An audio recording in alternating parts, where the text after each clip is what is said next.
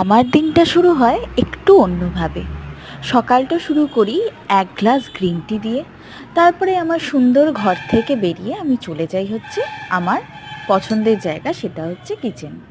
রোববার ছিল, আর রোববার মানেই তো হচ্ছে চিকেন। তোমাদের জন্য নিয়ে এলাম খুব সাধারণভাবে কিন্তু ভীষণ টেস্টি হবে একটা চিকেন কারি। চিকেনটাকে আমি ভালো করে আগে ম্যারিনেট করে রেখেছিলাম। কী দিয়ে ম্যারিনেট করলাম হচ্ছে দই, জিরে গুঁড়ো, ধনে গুঁড়ো, লঙ্কার গুঁড়ো আর তেল দিয়েছি। এখানে আমি লেবু দিইনি, যেহেতু দই ইউজ করেছি তাই লেবু দিইনি। মশলা কষিয়ে নেওয়ার পরে তারপরে দিয়ে দিয়েছিলাম কাঁচা লঙ্কা আর ফেটিয়ে রাখা দই। মশলা কষানো হয়ে গেলে দিয়ে দিয়েছিলাম মেখে রাখা মাংসটা। মাংস থেকে জল ছাড়লে আবার একটু জল দিয়ে আমি ভালো করে মাংসটাকে সেদ্ধ করে নিয়েছি।